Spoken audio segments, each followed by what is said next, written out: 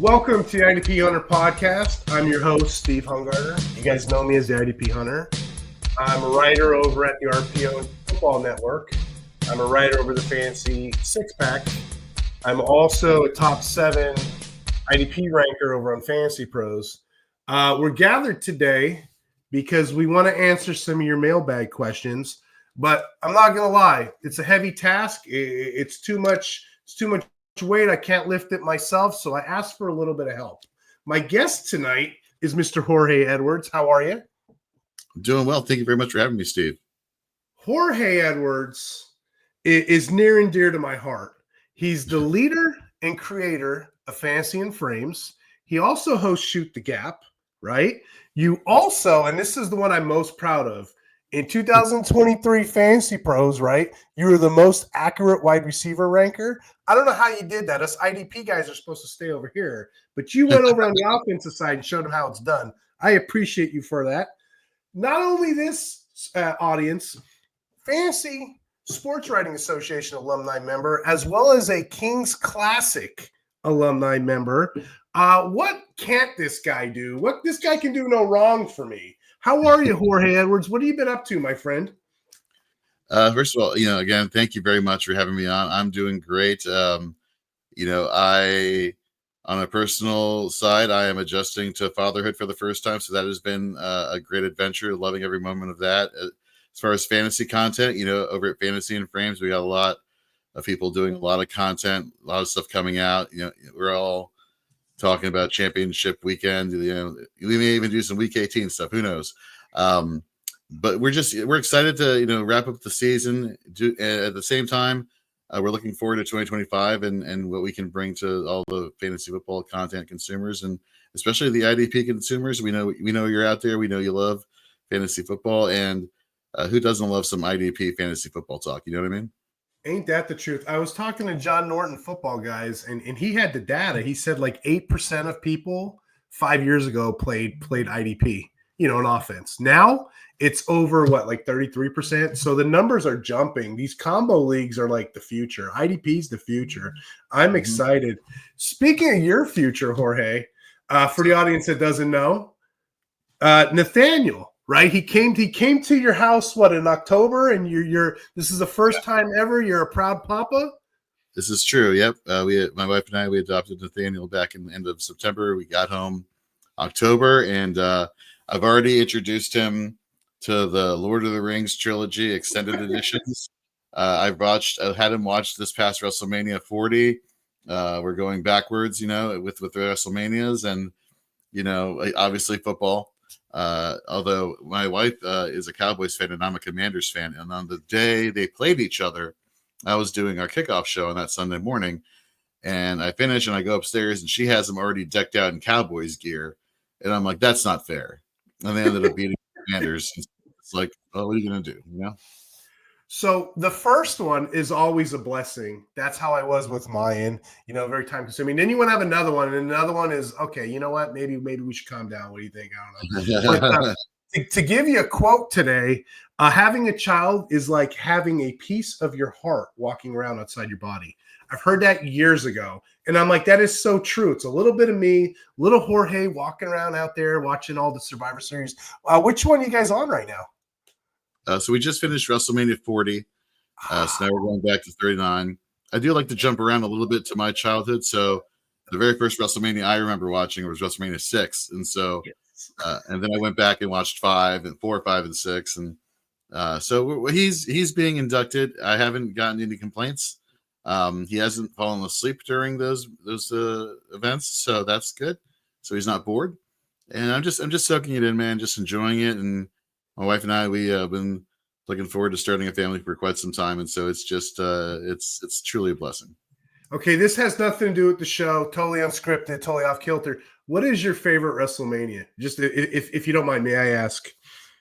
Well, as from card top to bottom, it would have to be WrestleMania 17 in the Houston Astrodome, where it's Austin Rock with McMahon making the twist at the end with Stone Cold going heel and joining Team Vince McMahon. Spoiler alert. It had probably the best series of matches throughout the entire night. But my heart of hearts will always tell me it's WrestleMania 6 and the Ultimate Challenge because that's the very first one I remember watching. That was probably my first one I ever watched because that's where I go. Now, I don't know about you, even like when I watch Super Bowls, I watch it like on tape. It's not the same thing. So I would say, oh, I like WrestleMania 1, but was Piper the best heel? I don't know. I could probably think of better. What I'm partial to, because for a couple of years I was kind of not on my wrestling game. What's that? WrestleMania 39 brought me back in. You had heel Rock, you had Cody telling his story. Like that's like for me, time stopped after that. Like I was like, okay, great, you got me. What's the old expression? I think it's just when I thought I'm out, you pulled me back in. Good, exactly. Godfather. That's kind of how I feel with this. Hey, on that note, I should probably start this thing, huh? You ever see Pulp Fiction, Jorge? No, I have not, which is I'm ashamed to say. And the fact that we're recording this the day after Christmas, I'm putting it out there in the ether. I have never seen National Lampoon's Christmas Vacation either. I'm getting a lot of flack for that. So bring it to me, folks. But no, I have not seen Pulp Fiction. There's Pulp Fiction's an excellent film, and that's a whole nother podcast we can do. But anyway, there's a scene where the guys, they make a mistake. There's a body you got to get rid of. So they call in Harvey Keitel, Mr. Wolf. And, whenever they have a problem, they can't fix it. They call him Mr. Wolf. You're my Mr. Wolf in this analogy, Jorge. I can't call these problems. I think I got an idea how I want to answer these questions. So why not bring it to the wolf? Okay. This first question, I think, is a bit of a trap. So I'll lead this one. Tell me my rationale, and then you tell me what you think. But I got this from the YouTube channel. And it was Seaworth, and Seaworth writes, "Who would you rather, Jose Jewell or TJ Edwards for Week 17?" This is how I figured it out, or I was looking at it, because if I was to look at it, I would be like, okay, well, TJ Edwards, he's a stud, he's a top 5 every week. Go ahead and start studs, what have you. But I started peel back the onion, so to speak, and I started looking at this a little bit more. And the answer I'm going to go with is Jewell. Now, here's why I'm going to say that. When I look at both of these players, okay, at first glance, TJ's the guy, okay, 119 combined tackles in 15 games, 72s being solo. He's got a 7.9 tackle per game average. When I look at Jose, okay, no way, Jose. He's got 97 total tackles, 51 solos, but he's played less games. He's only played 12 games. So he's got an 8.8 tackle average to Edwards 7.9. On top of that, he has more solos. Last thing to convict this case here to you guys here, he's playing a better matchup. Jewell's playing the Bucks versus Edwards got the Seahawks. And looking at the numbers, the Seahawks give up one of the fewest points to linebackers. So even if you don't take them for the full year, I understand. But just for this week alone, believe it or not, the way my rankings are set up, I got Jewell over Edwards. Any other thoughts? Any opposing takes? I feel like that's a trick question. No, I 100% concur. And so let me tell you why. I went back to last year and towards the end of the season, and I was also having the same issue with TJ Edwards. It's like, do I start TJ Edwards in my playoffs? Do I start him in my championship league? And what I saw from his stats last year compared to this year is exactly the same thing.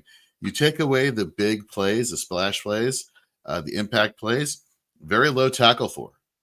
You know what I mean? I find that very consuming, especially you look over the past few weeks, the past few weeks, 8 tackles, but then he's been boosted by a couple sacks and the pass deflection here or there. Otherwise, it's a 6 tackle game or 8 tackles. So very obviously sub 10 tackle games. But it's really the impact plays that help him versus just Jewell. You look at what he's been doing, 10, 10, 10, 6 with a pass deflection. Like he's been more consistent as the weeks have gone on, especially since week 10 of this season. And I like to look at things from, segments throughout the season so I can just spot the trends going on here. And it's really, again, I like to take away these big impact plays because you can't always count on impact plays on IDP like you can't count on touchdowns as a predictive metric for offense. So I like to look at just the base floor and who's going to give me the best floor. And by no stretch of the imagination, it's been Josie Jewell since week 10 in terms of his tackle volume. So I'm all on board Josie Jewell. I have him in a lot of leagues. I'm riding him through the end, and I'm pretty, I'll rather die with Josie Jewell to finish up the season. A very underrated player, and especially if you were drafting like we were so early in the season, if you got him in your flex, you're probably going to win those leagues because you just seen the stats Jorge pulled out. I mean, geez, this guy puts up numbers consistently, and what happened? His whole entire linebacker core around him went down, so he has nothing to do but succeed.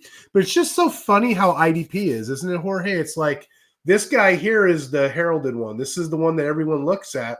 Well, the guy down here, tiers below, is the one that's actually the one that's producing. So I thought this was a smart question from Seabreeze. And so I just wanted to kind of bring that up. Okay, so we agree on that. I feel good about it. I'll let you lead this one. Question two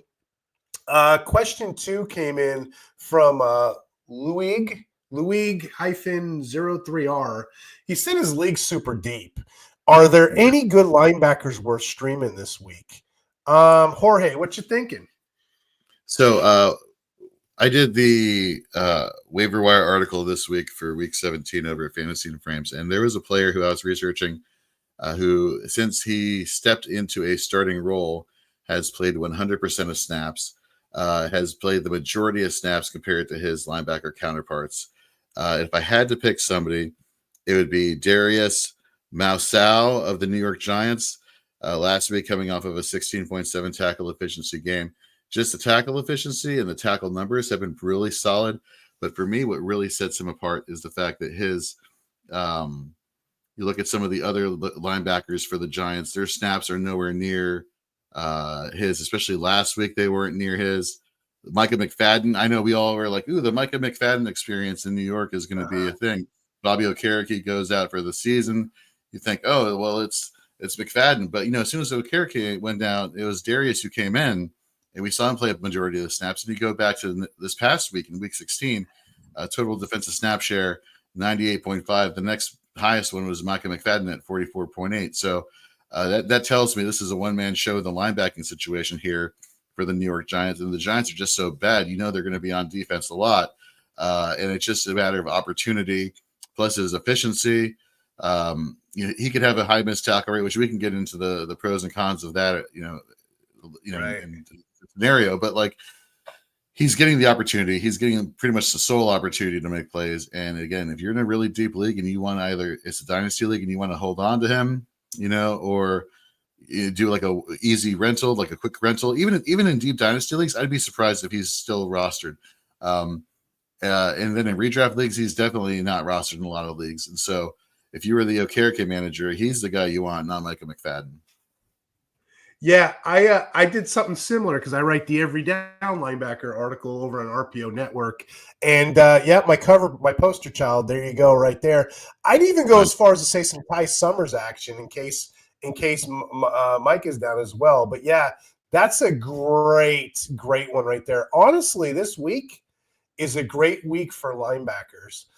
We were starving the last couple weeks, but if you really look at it, guys like Jalen Carley's, he's popping out of nowhere. Who else is out there? Shoot, D Winters. Greenlaw, just as quick as he was healthy, he went down. So D Winters is another name. How about James Williams or Cedric Gray? Either one of those guys. James Williams got that DB indicator over there on Sleeper. Yeah. And then I'm shooting darts here now, right? But Nick Vigil, the Cowboys, I don't even know. Do we have a status on Kendricks yet? I'm not quite sure.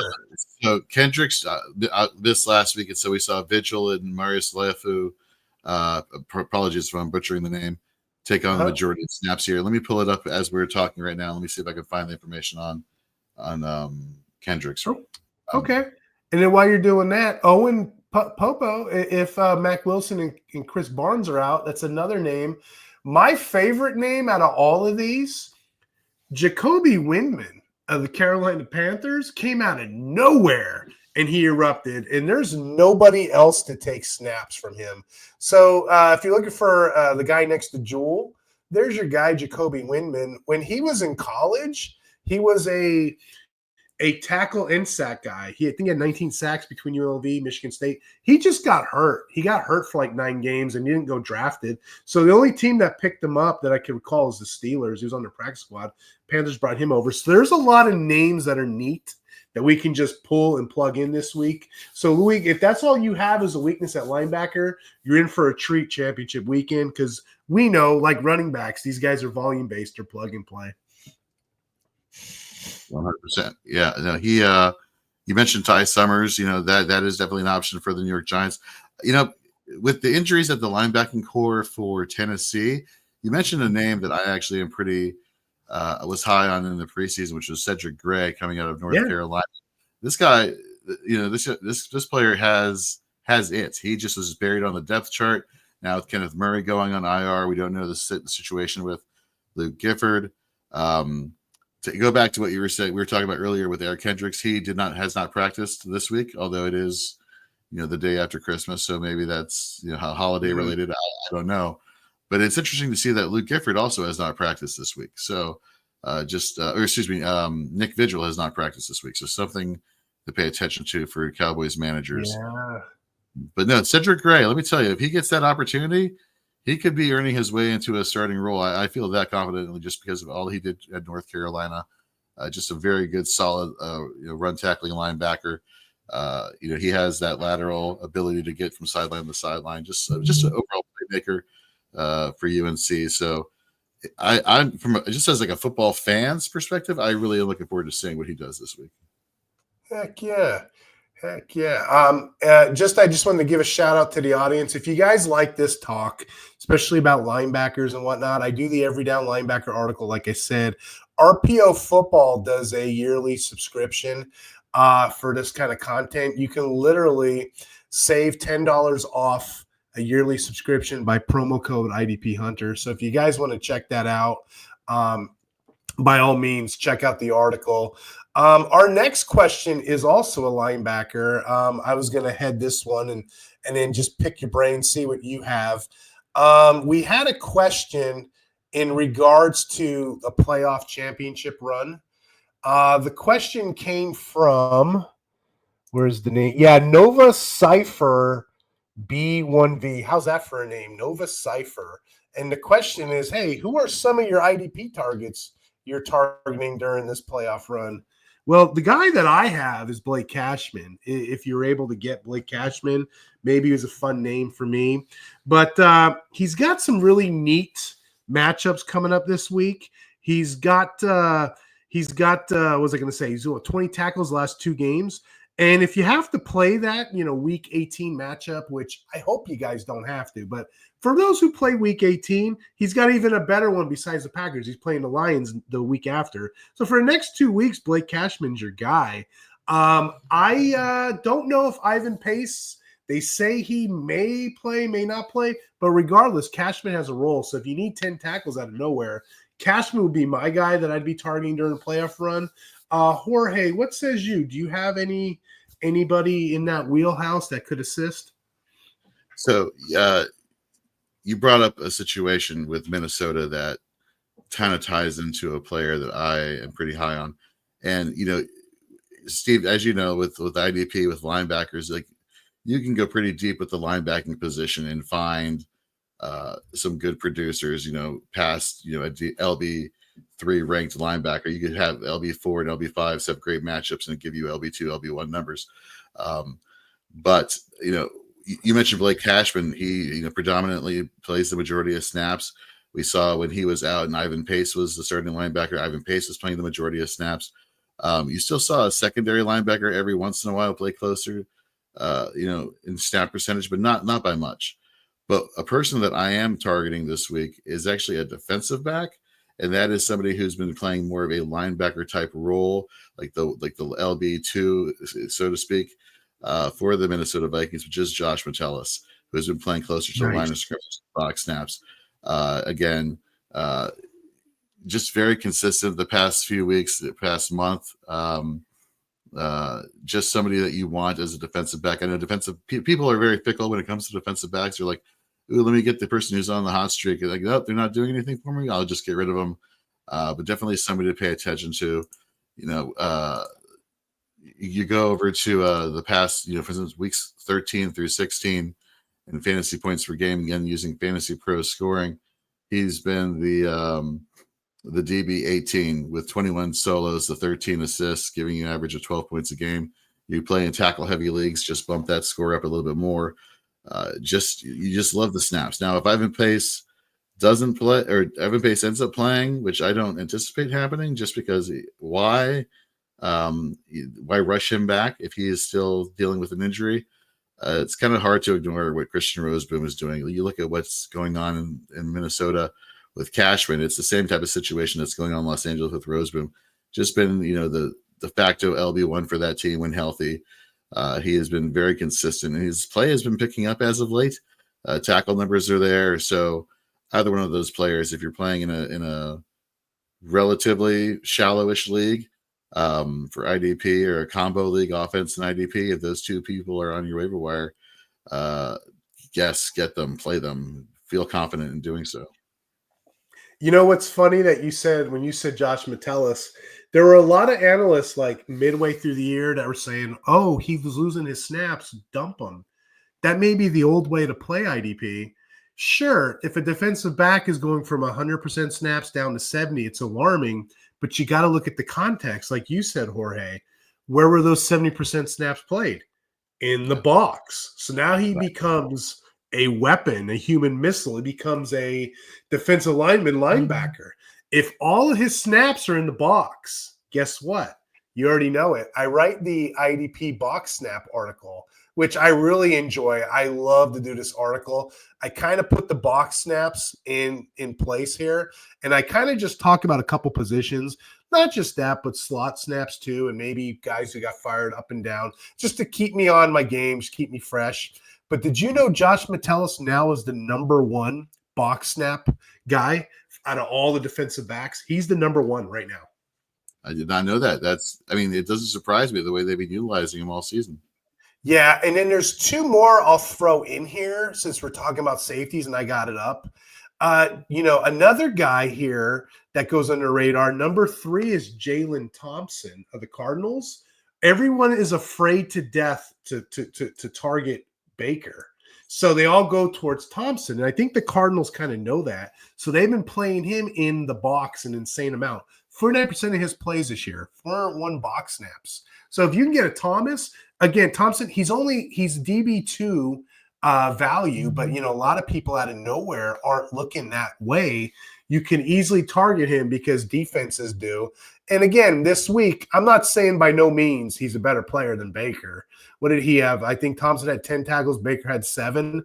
I'm not saying by no means he's a better player, but I'm saying in IDP, defense is king. So you kind of want to look at the trends, like Jorge said. I got one more defensive back in here. This is a dart throw in itself. There's another guy leading this chart right now in Buffalo. Remember, we were talking about Cole Bishop as an option. Me and Jorge, we did the podcast in the offseason. We were really excited about Cole Bishop, weren't we? Until he didn't do anything. He didn't do anything for us. Now everyone's injured. They let him finally play, and he had a whopping 36 snaps in the box last week. Rewarded us with 8 tackles, 6 being solos. Amazing feats. We know him as a Pac-12 all-conference honorable mention. We know this guy. We know what he can do. But I'm just throwing this out as a dart throw. If you're looking at playoff weeks and you're short on a defensive back, this could be a guy if either one of those guys doesn't play. Oh, 100%. I remember very vividly from that podcast we did for the AFC East preview for IDP. It's one of those. It's like, just give him the opportunity. This kid has it. And I remember watching. It was against the 49ers a couple weeks ago when they were in Buffalo, and I think a tight end got the ball, or it was a receiver, and you saw Bishop just go and tackle him, but not only tackle him, but was like literally uppercutting the ball as hard as he could, trying to knock it loose. And I think he actually caused a forced fumble, if memory serves me correct. I could be wrong, but he was literally going after the ball, making a play on the ball. The guy is super aggressive. He's not just, your casual tackling player. He tries to make impact plays on every single tackle he makes. I hope that next year, going into his second year, they give him more playing time, because if anything, he's showing he's deserving of it right now. Heck yeah. Hey, our next question, it's kind of a 2-for-1. I don't know if you ever get these.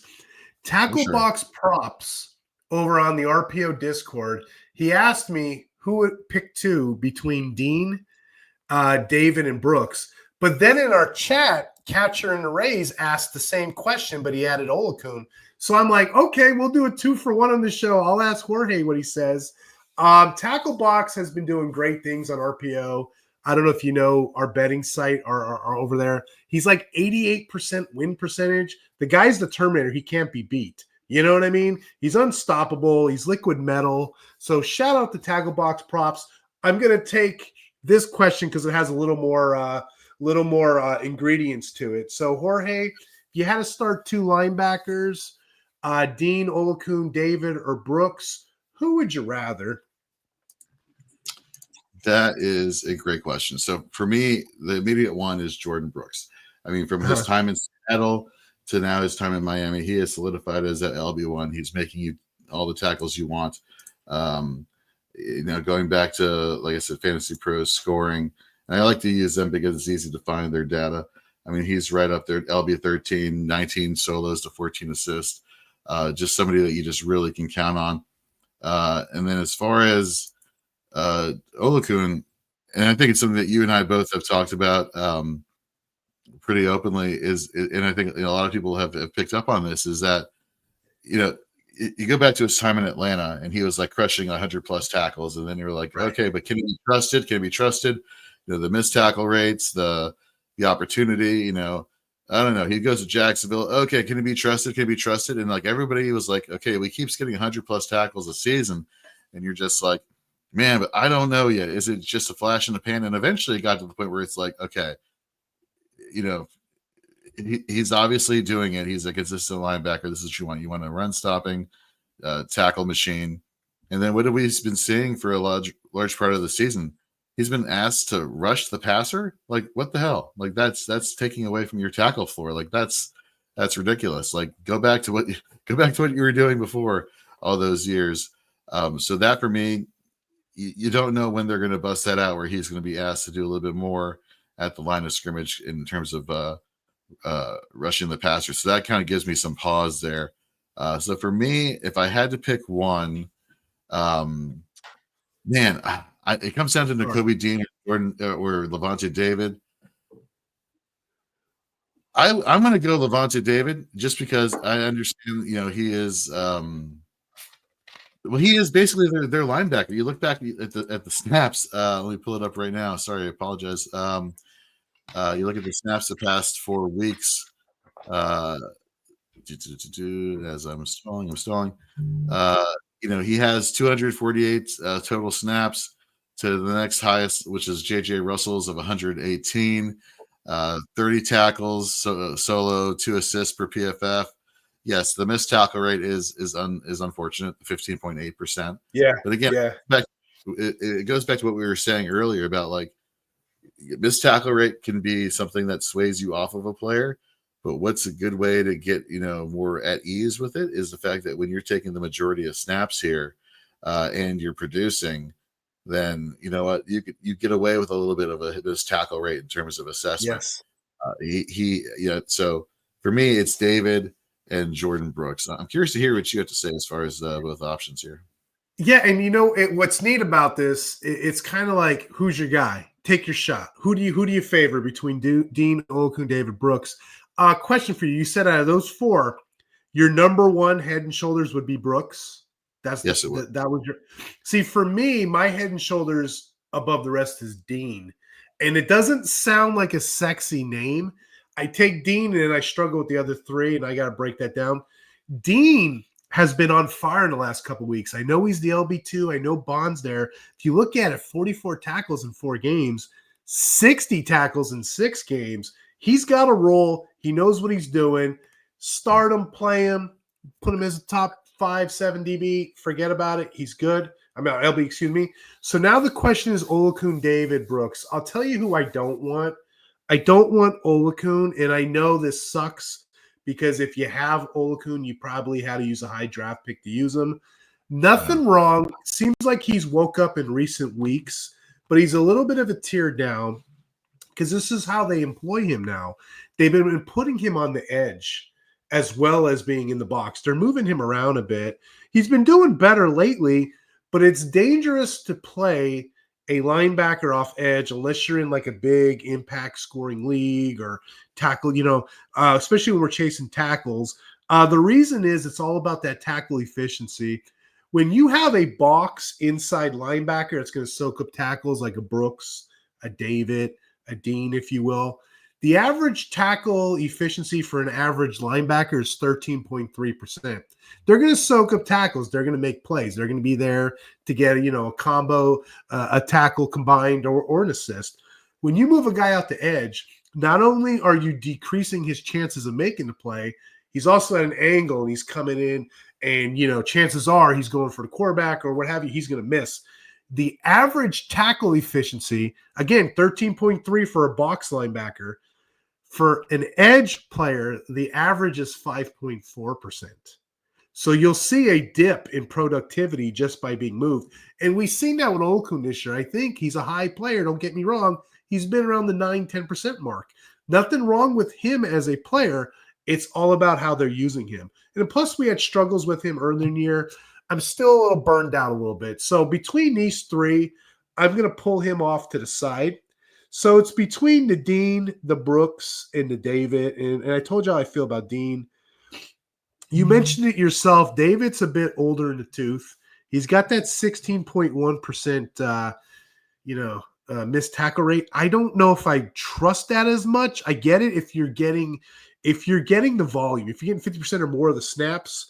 Okay, I get it. But I pulled the data on PFF. And I put anybody who had more than 200% snaps on the season, everybody that missed tackle rate. David's ranked 11th. He's up there with guys like Mac Wilson, Jordan Hicks. So you just got to be mindful of that. Drew Tranquil's. He was a better player than that. But if you're asking me who would I rather, straight up between a Brooks and a David, both that have the same value, same role, one's a little bit older and has been having trouble lately, so I'm going to rank him slightly down. I don't see there's no wrong way to play this question, but if I want the safest two hands I can get rather than whatever's in the bushes, give me Dean and give me Brooks for the win this week. Yeah, and it's funny, like the fantasy manager who's dealing with this. I mean, first of all, not horrible options, right? You're doing pretty all right at this situation, and 100%. If you filter out Olakun, you can make a case. Obviously, Brooks seems to be our common choice here. But if you're the fantasy manager who has this situation, you consider yourself very fortunate. Right. I mean, there's nothing. Either way. I mean, what are we really arguing about? A tackle or two? But it's good that we have different answers because this makes great content. You know what I mean? But yeah, either way, you're not wrong. But like I said, your Brooks was your number one. Dean was my number one. It was just coming to that conclusion of who our number twos were going to be. Right. Similar type question from the RPO Discord. What was the name? I think is Spinach Assassin. How's that for a name? Spinach Assassin. He writes he needs to start four. He's got Fred Warner, EJ Speed if he plays, Ernest Jones, Zach Bond, Bobby Wagner. Who would you play there between Fred Warner, EJ Speed, Foye, Ernest Jones, Zach Bond, or Bobby Wagner? To be honest, I think I would play Bond or Ernest Jones over Speed, whether he played or not. So that's two parts of the question there. But anyway, Jorge, who are you taking?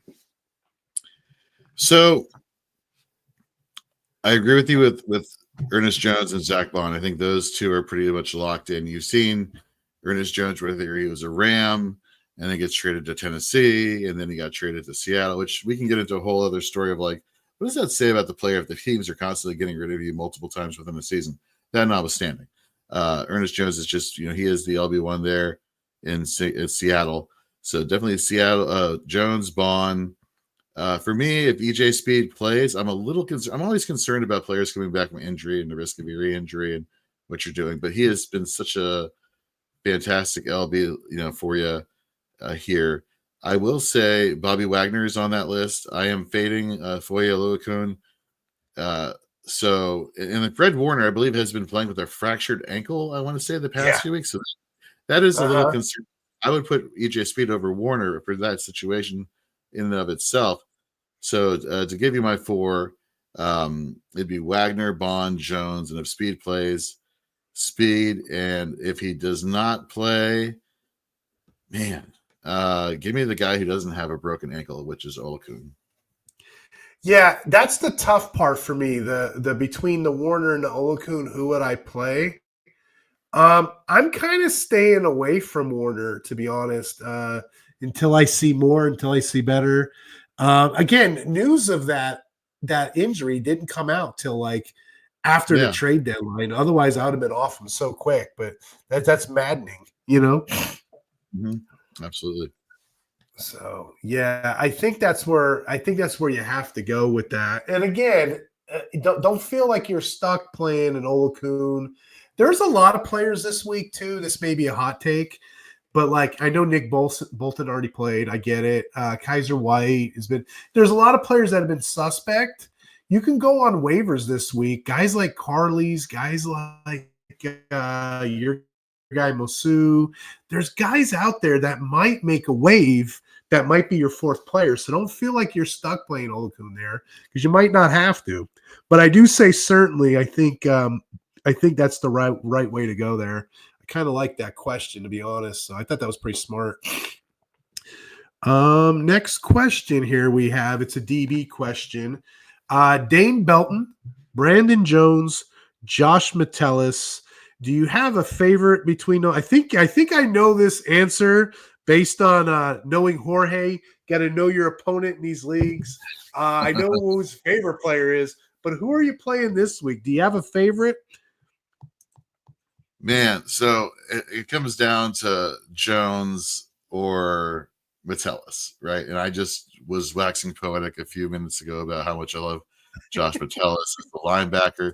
It's kind of hard for me to just jump off of that train right now, especially the fact that I want to say the last time they played, Green Bay hadn't really at that point committed to the Josh Jacobs is our offense. We run the offense through the running game, which could kind of explain some of his lower tackle numbers here. I think that changes this week. I think you're going to see a lot of Josh Jacobs versus the Minnesota Vikings, and you're going to see Metellus creep up into that box because this Green Bay running game has been on fire, and they need to find a way to slow this down. And so they're going to need all the tackle assistance that they can get, which is why I'm going to roll with Metellus. But man, Brandon Jones, he's been pretty special. He's been pretty darn special lately.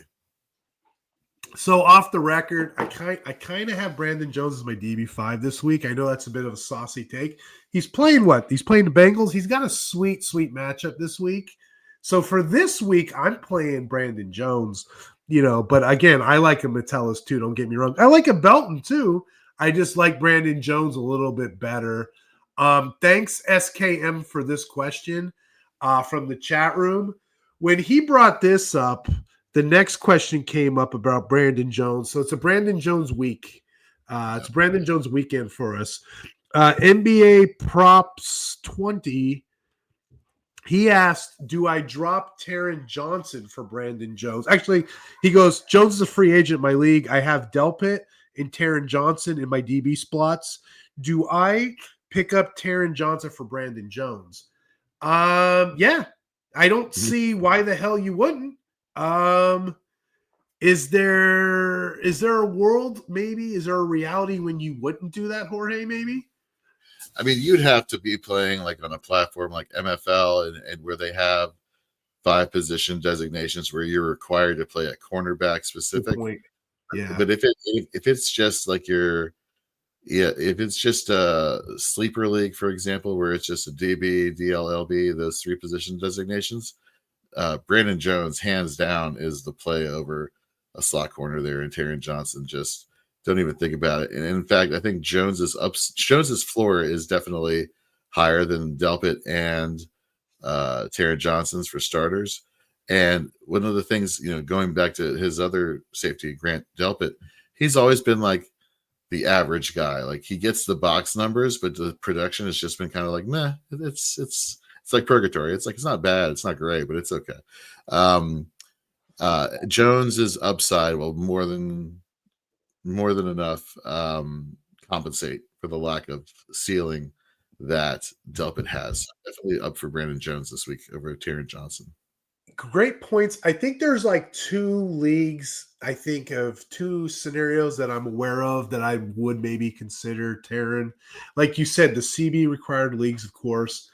I play in a 20-team league, and you have to start 8 defensive backs. And the scoring is, you ready for this? 8 points of pass deflection. Oh, wow. So, yeah, that's one of those where they overly inflate that. Shout out to the IDP Center, because that's one of their leagues. But that's one of those leagues where you would overly inflate. But even then, I think I still would favor a safety, and I still would kind of plug Brandon Jones in there. And then I have one more league, which you played a lot of 1, 2, 3 scoring leagues, right, Jorge? You just named the format. I'm pretty much involved. Your game? Me too. But 1, 2, 3 is kind of like, I know that like the back of my hand. Most of us get 2 points of pass deflection. There's a couple leagues out there I've seen where maybe the owners don't know what they're doing, or maybe they're trying to get a little bit freaky, a little creative. There's a league I'm in where it looks like it's sack heavy, but when I look at it, I'm like, 4 points of pass deflection. I'm getting over on corners and safeties, and that's one of the few. I like to be top heavy. I like the front 7 guys. I like to run my defense like a Rex Ryan or a Buddy Ryan. Go after you with all your linebackers, your hybrids. But leagues like that, and I'm getting all these pass deflection points, I may bring in the corner. I may bring in this because they're not paying attention to it. That's why all this data is meaningful, if I must say. Looking at the box snaps, the slot snaps, and this, that. Context matters. Don't just straight forget about safeties, because they do matter. But yeah, Taron Johnson's a pretty good play. I would probably play him as a DB3 in some leagues if all the safeties are gone, which, that's rare, because, that's usually like one of those positions you could punt and find somebody. But Brandon Jones is an elite quality. One thing I like about Brandon Jones, Jorge, when he's just like Jose Jewell that we started the podcast with, when he's healthy, he plays and he produces. When he's not, okay, he goes on my IR. At least I know what I'm getting. He's not like I'm trying to think of an offensive equivalent of that. He's a Jonathan Taylor. At least he's not like a Bateman or Elijah Moore. Sometimes he shows up, sometimes he doesn't. I got to worry about a fluke touchdown. So that's what I kind of like about the Brandon Jones. Sure. Anyway, that's all I have on that. We only got one more question. We're going through these pretty quick here. Anthony Taylor, he writes from the Facebook page we're all members of. I don't know if you're on this one, Jorge. If you're not, I recommend it. Will Holst runs a site called IDP Football. It's over on I got it pulled up here. He runs a league called King of IDP, which I play in a tournament every year. I love that league. I was the number 1 team. I just got bounced. I had all my linebackers injured. I wish I had this week. I could scoop those players up. But anyway, his chat is bumping. He's got people always asking questions. Anthony Taylor asks, he asks a dynasty-related question, and that's a 12-teamer. It's a combo league. Those are like my favorites. I love hanging out in those. And it's kind of a loaded question, so I'll let you lead this one. But basically, dynasty question, 12-team, start 11. It's a combo league. He's excited about his draft pick. He's got the 1.11. Should I trade away my 1.11 for Trey Hendrickson? He also has other options. Like every good owner, he's probably going back and asking. He can get Josh Hines-Allen. He can get a Parsons. He can get a Landry. He can get a Quay Walker. He can even get the safety Jesse Bates. In your opinion, no context, we don't know scoring, but in your opinion, are any of those guys worth the 1.11? in a 12-team draft to you? Parsons would probably be the only one that I would say for sure, because you take away Hendrickson's, sack, his tackle floor is not high. You know what I mean? Parsons, you get a good tackle floor. Plus, they move him all over the defensive line. Can make plays everywhere. He is one of the best defensive players, if not arguably the best defensive player in football.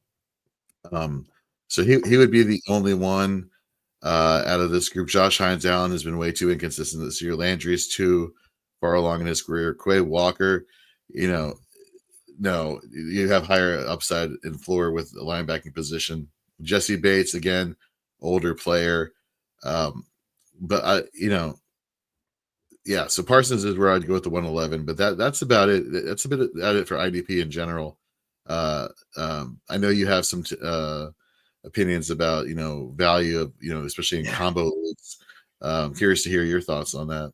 Yeah, and like value, it's so fun to have leagues because you create your own economy. Value is only worth what people are willing to pay for it. You know what I mean? Like if you get over and you can sell a Josh Hines Allen for 3 first-rounders, you just create a new economy, a new value. But again, generally, I'm pretty rigid the way I play. I love to play with like a certain structure, a little bit of value in my head. When I'm playing in these sort of leagues, these setups, because he doesn't tell us the scoring, but he tells us it's a start 11. So we do know how many players are being rostered. We do know how many teams, 12. So you only have X amount of slots. But when we're looking at this, I usually value offense ahead of defense. Now, I know that sounds pretty biased. I know me and you, we can go deep in our IDP, which we've done in drafts. We can go super deep. So we could probably get premier running backs, wide receivers first, and go back and get the sleepers that every year has to offer. However, not everybody can do that. So I understand that. But I still say if all things are relatively even, apropos of nothing, right? Go offense over defense. Reason being is you get 11 defensive players to kind of plug and play wherever you need to. On offense, you don't get that. There's 5 guys blocking. You only have 7 premium positions on offense, right? So there's already a depleted pool at those players, right? So plug those guys in first. Get your defense a little bit later. I don't necessarily, in a draft, I don't necessarily take defense first. Now, granted, what Jorge said, if you got an elite defensive lineman option, go ahead and get that guy a little bit early. Go ahead, a Nick Bosa, this guy, a Watt type. Go right ahead and get that guy early. But the rest of this is plug and play. So to answer your question, the 1.11, I'd rather take a shot with that wide receiver run that's in your draft that happens around that time. Maybe I'll get the top quarterback off the board. I don't know. I don't know what your setup is. Maybe I'll get that running back who didn't test well at the combine, but he ends up being a superstar. I don't know. I'd rather that 1.11 spent on an offensive premium guy than on a defensive guy. Now, that's not to say I won't do it. I have a couple values. And like I said, I've done this on other shows before, but I'm kind of rigid in what I do. So my thinking is, these linebackers here, Quay Walker, I'm not sure where he's going to end up going. I really don't. But I think somebody asked me in a couple episodes about Jack Campbell. That's somebody I may be interested in. He's a young guy, he's a prospect, but I won't pay no more than a mid-second for him. I would say for that first that you're asking me, I don't have 0 linebackers for a first and 0 defensive backs for a first. I just won't pay it. Ideally, if I am going to give up that pick, it'll be a guy like a TJ Watt, like the 1.7, 1.9. I'll pay that for a TJ Watt. So that's a fair value.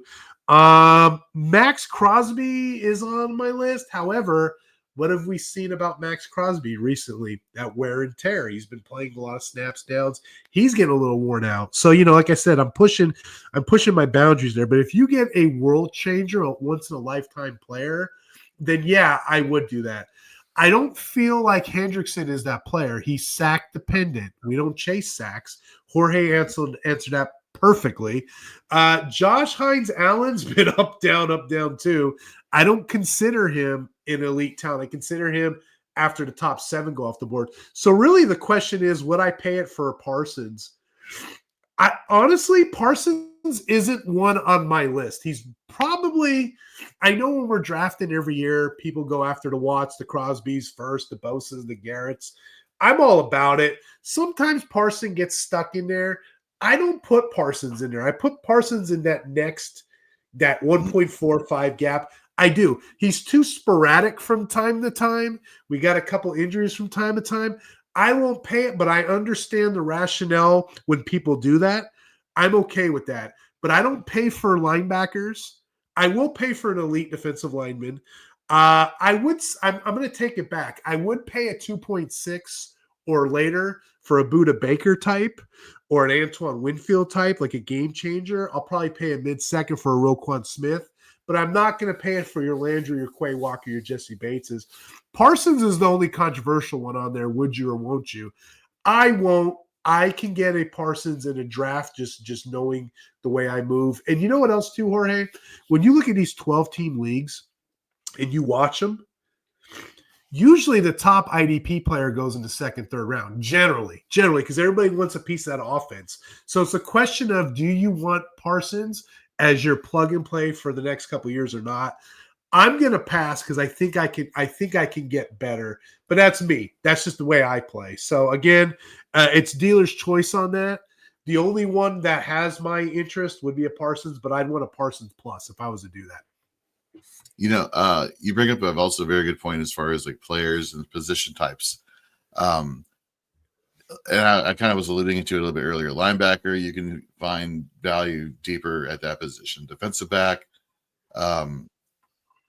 you can, and I hate doing this because I love the defensive back positions. You can kind of plug and play based off a hot streak, but it's those edge rushers, especially in like a rookie draft. Like if it's all IDP, like that's where I'm going first. It's give me the elite edge rushers. The person who in one of my all dynasty IDP leagues who got Jared Verse in the first round, I'm like, damn you, because that's who I wanted, or one of these elite edge rushers. Those are probably the first round values I go for that position there. I do like one of the things to go back to Parsons. Again, it comes back to like his dual eligibility across platforms that I do enjoy. The fact that he is kind of listed both as a linebacker and as a defensive edge rusher, defensive lineman.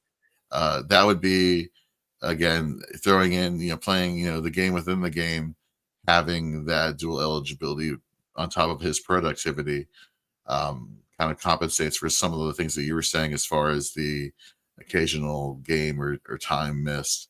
And quite frankly, you hear the rumors like, oh, well, is he going to be a Cowboy? Is he going to sign? Is he going to go somewhere in free agency? Is he going to reunite with? And please let this happen. Dan Quinn in Washington, being a Commanders fan, yes. I don't think you'd see a decrease in his production regardless of where he goes. But head and shoulders, Watt, those type of players that you're listening off, Watt and the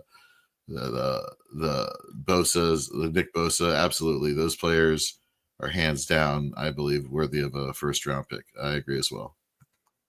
And Parsons is right there. I'm just asking for a plus. I'm asking for a little bit of peace. I don't feel comfortable when I take Parsons super early just because of the sporadic nature of his stats, just because of the injuries, just because of the coaching. There's a couple questions I have in there. And I'm starting to come around. And this is a bit of a hot take off the process of the offseason. I'm starting to question Crosby a bit because he's been getting hurt. Playing over 90% of snaps each week takes a wear and tear on these guys. That's why I look for the 70% sweet spot. Not too little, not too much, just right, just enough right there, I wanted to give a shout out to the IDP Center for actually sending me some of these questions here. They've been a very great ally out here in the field. If you type in IDP Hunter, you get additional 10% off over there at the IDP Center. They do all kinds of stuff. They do custom league analysis. They can take your teams and they actually do youth reports, and they'll sum up the dynasty charts, and they'll send you stuff back. I like this feature because they have a trade calculator, Jorge, and I don't know your experience with trade calculators for IDP, but it's so frustrating from one league to the next. They're telling me one guy's worth something while another league's telling me no. So anyway, it's a fun place. I spent a lot of time over here in the off season. They have free leagues. They have free leagues, money leagues, best ball leagues. You do too, actually, over at your site, don't you? I'm gonna have to get on some of those as well. Yeah, no, we run either podcast leagues or just fantasy and frames leagues. Yeah. We run a lot of different leagues, whether it's vampire or best ball. I mean, thank you for plugging that. Yes, we tend to give the people what they want is basically our motto over there. Give them what they want. Yeah, exactly. Don't let them eat cake. Give them what they want. How's that for And then the last thing I wanted to talk about is, if anybody wants a custom league helmet, I got my little IDP Hunter helmet. I'm pretty proud of that thing. Brainy Ballers has this pretty cool design that they do.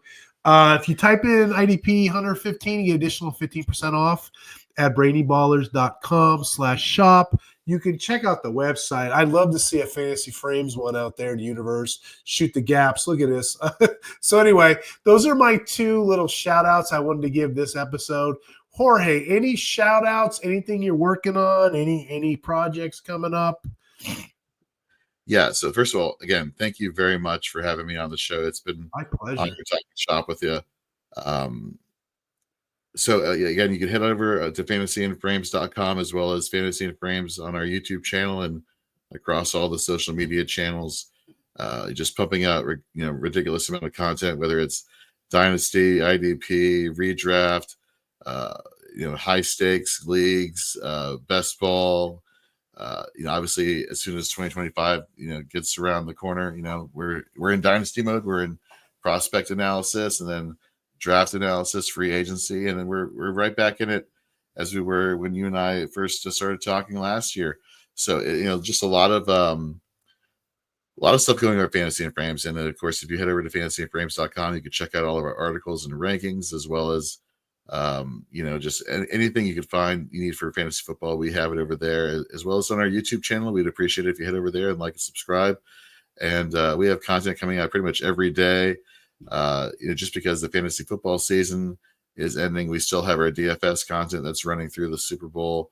We got our fantasy football playoff leagues starting on our draft show, which is coming back next Monday, right before New Year's. And so a lot of stuff, a lot of hardworking people over at Fantasy and Frames. I don't like kind of like taking the spotlight. I want the spotlight to be on them because they're the ones who are just cranking away, trying to give you all the best information they can and well-supported information. And so shout out to the Fantasy and Frames family and shout out to you. First of all, you gave me this at the Fantasy Football Expo. I just wanted to show this off. This is fantastic. Let me ask you a question. Was that helmet that you just said, was that matte black that I think I saw, or was that a glossy black? Yeah, it's black, and he's got some kind of glitter thing. Sean over at IDP Plus was kind of making fun of me, but it all pops really well there. It does, yeah. Yeah, he gives you multiple designs to choose from. Like I said, a really good guy. I'm glad I met him this offseason, I love it. And seriously, all the work you do at Fantasy Six Pack and then RPO and then Leo over at RPO, just Master IDP, just huge friend of the brand and huge friend of mine, and as you are as well. And when I'm not doing fantasy football content, however, I do have a pro wrestling podcast with Keith Fleming, and a couple of our other friends that we have. It's called Inside the Squared Circle. We're going to be picking it up as soon as we get to Raw's debut on Netflix and then Royal Rumble and then the march towards WrestleMania. So when I'm not doing fantasy football, definitely head over to PW Inside Circle. I'm just a geek, man. I like sci-fi, I like pro wrestling, I like fantasy football. I mean, what more could you ask for?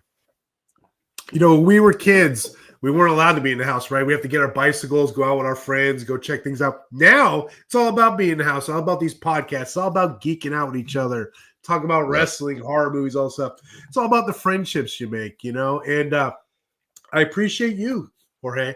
I appreciate your friendship. You know, we've been nonstop since we found out we both love Batman, right? We both love wrestling, right? We've been nonstop, and we're going to keep this thing going. I appreciate you. And then again, I love hearing these great stories from not just you, but just everyone out there. So please keep in touch with us. Please come back on the show. I know you get your hands full with little Nathan. We'll probably do some stuff in the off season. I tell everybody out there, y'all keep listening. We'll keep making these. This is how we all grow anyway. We get better. And again, I love doing these with guys like yourself. So anyway, I'm going to let it go. Again, you guys, see you next week. I got one more show to do next week. We're going to do a bunch of randoms, what we think is going to happen for next season. So a couple dynasties. So again, take care and talk hard.